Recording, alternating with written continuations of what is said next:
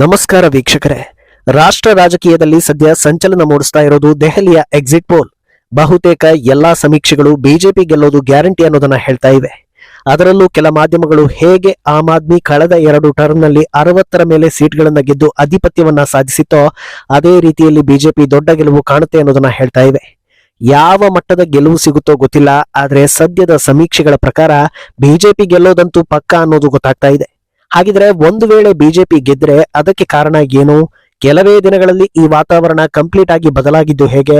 ಯಾವ ಫ್ಯಾಕ್ಟರ್ ಹೆಚ್ಚಿಗೆ ಇಂಪ್ಯಾಕ್ಟ್ ಮಾಡಿದ್ದು? ಇದೆಲ್ಲವನ್ನ ವಿವರಿಸ್ತಾ ಹೋಗ್ತೀವಿ. ಅದರ ಜೊತೆಗೆ ಒಂದು ವೇಳೆ ಆಮ್ ಆದ್ಮಿ ಗೆದ್ದು ಬಿಟ್ರೆ ಲೆಕ್ಕಾಚಾರ ಏನಾಗುತ್ತೆ?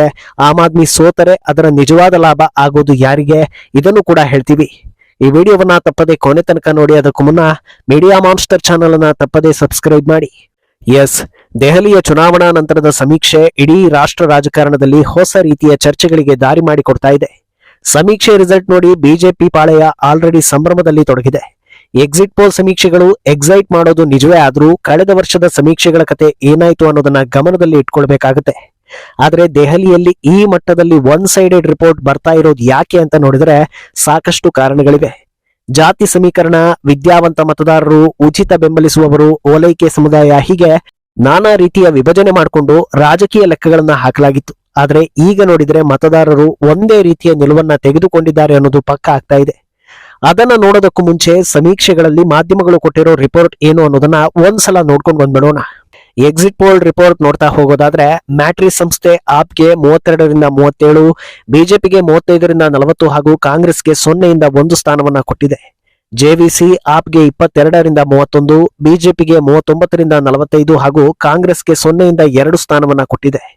ಪೀಪಲ್ಸ್ ಇನ್ಸೈಟ್ ಆಪ್ಗೆ 25ರಿಂದ 29, ಬಿಜೆಪಿಗೆ 40ರಿಂದ 44 ಹಾಗೂ ಕಾಂಗ್ರೆಸ್ಗೆ 0ಯಿಂದ 1 ಸ್ಥಾನ ಕೊಟ್ಟಿದೆ. ಚಾಣಕ್ಯ ಸ್ಟ್ರಾಟಜೀಸ್ ಆಪ್ಗೆ 25ರಿಂದ 28, ಬಿಜೆಪಿಗೆ 39ರಿಂದ 44 ಹಾಗೂ ಕಾಂಗ್ರೆಸ್ಗೆ 2ರಿಂದ 3 ಸ್ಥಾನ ಕೊಟ್ಟಿದೆ. ಪೀಪಲ್ಸ್ ಪಲ್ಸ್ ಆಪ್ಗೆ 10ರಿಂದ 19, ಬಿಜೆಪಿಗೆ 51ರಿಂದ 60 ಹಾಗೂ ಕಾಂಗ್ರೆಸ್ಗೆ 0ಯನ್ನ ಕೊಟ್ಟಿದೆ. ಇನ್ನು ಪಿಮಾರ್ಕ್ ಆಪ್ಗೆ 21ರಿಂದ 31, ಬಿಜೆಪಿಗೆ 39ರಿಂದ 49 ಹಾಗೂ ಕಾಂಗ್ರೆಸ್ಗೆ 0ಯಿಂದ 1 ಸ್ಥಾನವನ್ನ ಕೊಟ್ಟಿದೆ. ಇದಿಷ್ಟೇ ರಿಪೋರ್ಟ್ಗಳನ್ನ ಗಮನದಲ್ಲಿಟ್ಕೊಂಡ್ರು ಮ್ಯಾಟ್ರಿಸ್ ಒಂದನ್ನ ಬಿಟ್ಟು ಬೇರೆ ಯಾವ ಸಮೀಕ್ಷೆಗಳು ಆಪ್ ಗೆಲ್ಲುತ್ತೆ ಅನ್ನೋದನ್ನ ಹೇಳಿಲ್ಲ. ಇನ್ನು ಮ್ಯಾಟ್ರಿಸ್ ಆದ್ರೂ ಅಷ್ಟೇ ಆಪ್ ಗೆಲುವಿನ ಸಮೀಪ ಬರ್ಬೋದು ಅನ್ನೋ ನಂಬರ್ ಕೊಟ್ಟಿದೆಯೇ ಹೊರತು ಗೆದ್ದೇ ಬಿಡುತ್ತೆ ಅಂತ ಎಲ್ಲೂ ಹೇಳಿಲ್ಲ. ಆದ್ರೆ ಇವರೆಲ್ಲರ ಅಭಿಪ್ರಾಯ ಒಂದೇ, ಅದು ಬಿಜೆಪಿ ಬಹುಮತದಿಂದ ಅಧಿಕಾರ ಹಿಡಿಯಬಹುದು ಅನ್ನೋದು. ಇದರ ಜೊತೆಗೆ ಕಾಂಗ್ರೆಸ್ ಕಡೆ ನೋಡಿದರೆ ಅಬ್ಬಬ್ಬ ಅಂದ್ರೆ 2, ಅದಕ್ಕಿಂತ ಹೆಚ್ಚು ಸೀಟ್ಗಳು ಕಾಂಗ್ರೆಸ್ಗೆ ಬರೋ ಸಾಧ್ಯತೆ ಕಡಿಮೆ ಅನ್ನೋದನ್ನು ಕೂಡ ಹೇಳ್ತಾ ಇವೆ.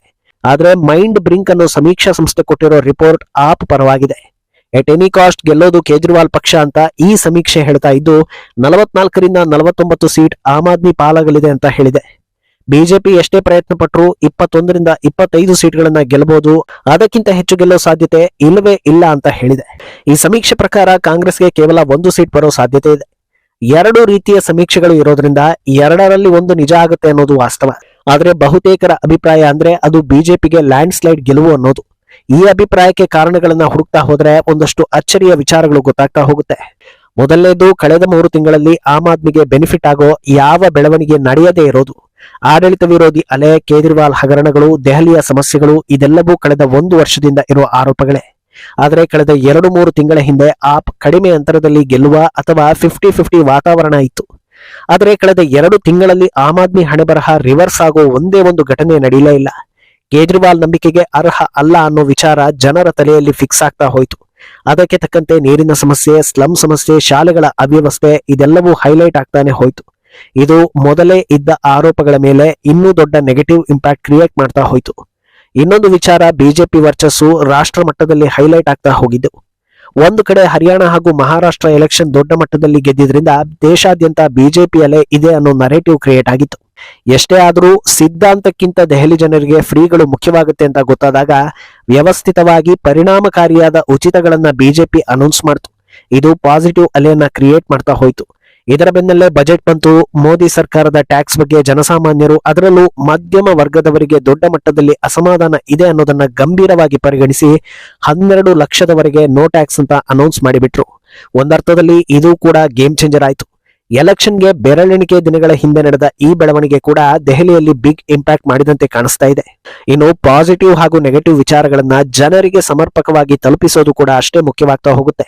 ಈ ವಿಚಾರದಲ್ಲಿ ಬಿಜೆಪಿ ಉಳಿದ ಎಲ್ಲ ಪಕ್ಷಗಳಿಗಿಂತ ಮುಂದೆ ಇತ್ತು. ಅದು ಕೂಡ ವರ್ಕ್ ಆಗಿರ್ಬೋದು ಅಂತ ಅಂದಾಜಿಸಲಾಗ್ತಾ ಇದೆ. ಇದಕ್ಕೆ ಪ್ರಮುಖ ಕಾರಣ RSS. ಹಲವು ತಿಂಗಳುಗಳ ಮುಂಚೆಯಿಂದ ಕೆಲಸ ಸ್ಟಾರ್ಟ್ ಮಾಡಿ ಜವಾಬ್ದಾರಿಗಳನ್ನ ವಿಂಗಡಿಸಿಕೊಂಡು ಪ್ರಮುಖವಾಗಿ ಸೋಷಿಯಲ್ ಮೀಡಿಯಾದಲ್ಲಿ ಹೈಪರ್ ಆಕ್ಟಿವ್ ಆದ್ರು. ಒಂದು ಕಡೆ ಕೇಜ್ರಿವಾಲ್ ಬಗ್ಗೆ ಇದ್ದ ನೆಗೆಟಿವ್ ವಿಚಾರಗಳನ್ನ ಪ್ರಮೋಟ್ ಮಾಡಿದ್ರು. ಶೇಷ್ ಮಹಲ್, ಬಾಂಗ್ಲಾ ನಿವಾಸಿಗಳಿಗೆ ವ್ಯವಸ್ಥೆ ಮಾಡಿರೋದು, ಹಗರಣಗಳು ಹಾಗೂ ಮಾಲಿನ್ಯವನ್ನ ಹರಿಬಿಟ್ರು. ಇದರ ಜೊತೆಗೆ ಬಿಜೆಪಿಗೆ ಪಾಸಿಟಿವ್ ಆಗೋ ಕೆಲಸಗಳು, ಘೋಷಣೆಗಳು, ಅಭಿವೃದ್ಧಿಗಳು, ಪ್ರಣಾಳಿಕೆ, ಆಶ್ವಾಸನೆ ಇದೆಲ್ಲವನ್ನ ನೀಟಾಗಿ ಜನರಿಗೆ ತಲುಪಿಸಿದ್ರು. ಇದರ ಮಧ್ಯೆ ಕೇಜ್ರಿವಾಲ್ ಹರಿಯಾಣ ಜನರ ಬಗ್ಗೆ ಆಡಿದ್ದ ಮಾತು, ಯಮುನಾ ನದಿ ಬಗ್ಗೆ ವಿಷದ ಹೇಳಿಕೆ ಇದೆಲ್ಲವನ್ನ ನೀಟಾಗಿ ಪಿಕ್ ಮಾಡಿ ಜನರಿಗೆ ತಲುಪಿಸೋ ಕೆಲಸವನ್ನ ಮಾಡಿದ್ರು. ಇದು ಕೂಡ ದೊಡ್ಡ ಮಟ್ಟದಲ್ಲಿ ಇಂಪ್ಯಾಕ್ಟ್ ಮಾಡಿರ್ಬೋದು ಅಂತ ಅಂದಾಜಿಸಲಾಗ್ತಾ ಇದೆ. ಇನ್ನು ಇದರ ಜೊತೆಗೆ ಆಮ್ ಆದ್ಮಿ ಒಳಗೆ ನಡೆದ ಬೆಳವಣಿಗೆಗಳು ಕೂಡ ಹಿನ್ನಡೆ ತಂದಿರಬಹುದು ಅಂತ ಅಂದಾಜಿಸಲಾಗ್ತಾ ಇದೆ. ಆಪ್ ಶಾಸಕರ ಸರಣಿ ರಾಜೀನಾಮೆ ಕೂಡ ಕೇಜ್ರಿವಾಲ್ಗೆ ಬ್ಯಾಕ್ ಫೈರ್ ಮಾಡ್ತಾ ಹೋಯ್ತು. ಎಲೆಕ್ಷನ್ಗೆ 3-4 ದಿನ ಬಾಕಿ ಇರುವಾಗಲೇ 8ನೇ ಶಾಸಕ ರಾಜೀನಾಮೆ ನೀಡಿದ್ದು ದೊಡ್ಡ ಸುದ್ದಿ ಆಯ್ತು. ಇದರ ಜೊತೆಗೆ ಸ್ವಾತಿ ಮಲಿವಾಲ್ ಫ್ಯಾಕ್ಟರ್. ಯಾವಾಗ ತಮ್ಮ ಮೇಲೆ ಹಲ್ಲೆ ಆಯ್ತೋ ಆ ದಿನದಿಂದ ಎಲೆಕ್ಷನ್ ಹಿಂದಿನ ದಿನದವರೆಗೂ ಸತತವಾಗಿ ಕೇಜ್ರಿವಾಲ್ಗೆ ಮುಳ್ಳಾಗ್ತಾನೆ ಬಂದ್ರು. ಅಂದಹಾಗೆ ಸ್ವಾತಿ ಕೇವಲ ಕೇಜ್ರಿವಾಲ್ ವಿರುದ್ಧ ಸೇಡು ತೀರಿಸಿಕೊಳ್ಬೇಕು ಅಂತ ಹೈಡ್ರಾಮಾ ಮಾಡೋ ಕೆಲಸವನ್ನ ಮಾಡಲಿಲ್ಲ. ಬದಲಿಗೆ ವ್ಯವಸ್ಥಿತವಾಗಿ ಸ್ಲಂಗಳ ರಿಯಾಲಿಟಿ, ದೆಹಲಿ ಇತರ ಪ್ರದೇಶಗಳಲ್ಲಿನ ಕಸದ ವಿಚಾರ, ಯಮುನಾ ನದಿ ಸ್ವಚ್ಛತೆ ವಿಚಾರ ಇಂತಹ ಸೂಕ್ಷ್ಮ ವಿಚಾರಗಳನ್ನ ಬಿಚ್ಚಿಟ್ಟೆ ಕೇಜ್ರಿವಾಲ್ಗೆ ಕಂಟಕವಾಗ್ತಾ ಹೋದ್ರು. ಈಗ ವಾತಾವರಣ ಹೇಗಿದೆ ಅಂದ್ರೆ ಕೇಜ್ರಿವಾಲ್ ಸೋತರೆ ಅದು ಒಂದು ಹೆಣ್ಣಿನ ಸೇಡು, ಸ್ವಾತಿಯೇ ಕೇಜ್ರಿವಾಲ್ರನ್ನ ಸೋಲಿಸಿದ್ದು ಅನ್ನೋ ಮಟ್ಟಕ್ಕೆ ಟಾಕ್ ಶುರುವಾಗಿದೆ. ಇನ್ನು ಇದರ ಜೊತೆಗೆ ಕಾಂಗ್ರೆಸ್ ಜೊತೆಗಿನ ಮನಸ್ತಾಪ ಕೂಡ ಆಪ್ಗೆ ಮುಳುವಾಗಿರ್ಬೋದು ಅಂತ ಅಂದಾಜಿಸಲಾಗ್ತಾ ಇದೆ.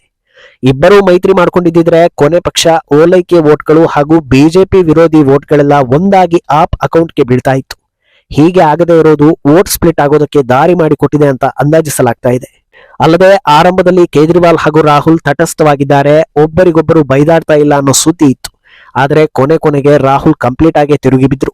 ಕೇಜ್ರಿವಾಲ್ರನ್ನ ಕಳ್ಳ ಅಂತ ಕರೆದ್ರು, ಯಮುನಾ ನದಿ ವಿಚಾರದಲ್ಲಿ ತಿರುಗೇಟು ಕೊಟ್ರು. ಇದೆಲ್ಲವೂ ಕೂಡ ಕೊನೆಗೆ ಬಿಜೆಪಿಗೆ ಲಾಭ ತಂದು ಕೊಡ್ತು ಅಂತ ಅಂದಾಜಿಸಲಾಗಿದೆ. ಈಗ ಉಳಿದಿರೋ ಮತ್ತೊಂದು ಆಪ್ಷನ್ ಅಂದ್ರೆ ಸಮೀಕ್ಷೆಗಳನ್ನ ಉಲ್ಟಾ ಮಾಡಿ ಆಮ್ ಆದ್ಮಿ ಗೆಲ್ಲೋದು. ಈ ಸಾಧ್ಯತೆ ಕಡಿಮೆ ಇದ್ರೂ ಆಗೋದೇ ಇಲ್ಲ ಅಂತ ಹೇಳೋದಕ್ಕೆ ಸಾಧ್ಯವಿಲ್ಲ. ಒಂದು ವೇಳೆ ಆಮ್ ಆದ್ಮಿ ಗೆದ್ದರೆ ಪ್ರಮುಖವಾಗಿ ಅದರ ಎಫೆಕ್ಟ್ ತಟ್ಟೋದು ರಾಹುಲ್ ಗಾಂಧಿಗೆ. ಮುಂಬರೋ ದಿನಗಳಲ್ಲಿ ಇಂಡಿಯಾ ಒಕ್ಕೂಟದ ಸಾರಥ್ಯ ಕೇಜ್ರಿವಾಲ್ ಕೈಗೆ ಸಿಕ್ಕರೂ ಅಚ್ಚರಿ ಇಲ್ಲ ಅಂತಲೂ ಹೇಳಲಾಗ್ತಾ ಇದೆ. ಒಟ್ನಲ್ಲಿ ಸದ್ಯದ ಮಟ್ಟಿಗೆ ಗೆಲುವಿನ ಸಮೀಪ ಇರೋದು ಬಿಜೆಪಿ ಅನ್ನೋದು ಬಹುತೇಕ ಪಕ್ಕಾ ಆಗಿದೆ. ಬಿಜೆಪಿ ಲ್ಯಾಂಡ್ ಸ್ಲೈಡ್ ಗೆಲುವು ಸಾಧಿಸಿದ್ರೆ ಅಚ್ಚರಿ ಇಲ್ಲ ಅನ್ನೋ ವಾತಾವರಣವೂ ಇದೆ. ಆದರೆ ಸಮೀಕ್ಷೆಗಳನ್ನ ತಿರುಗಿಸಿ ಆಮ್ ಆದ್ಮಿ ಗೆದ್ದರೂ ಬಹಳ ಕಡಿಮೆ ಅಂತರದಿಂದ ಗೆಲ್ಲಬಹುದು, ಪ್ರಚಂಡ ಗೆಲುವು ಸಿಗೋದಿಲ್ಲ ಅಂತಲೂ ಹೇಳಲಾಗ್ತಾ ಇದೆ. ಮುಂದೇನಾಗುತ್ತೆ ಅನ್ನೋದನ್ನ ಕಾದು ನೋಡ್ಬೇಕು. ಈ ಬಗ್ಗೆ ನಿಮ್ಮ ಅಭಿಪ್ರಾಯವನ್ನ ತಪ್ಪದೆ ಕಾಮೆಂಟ್ ಮೂಲಕ ತಿಳಿಸಿ.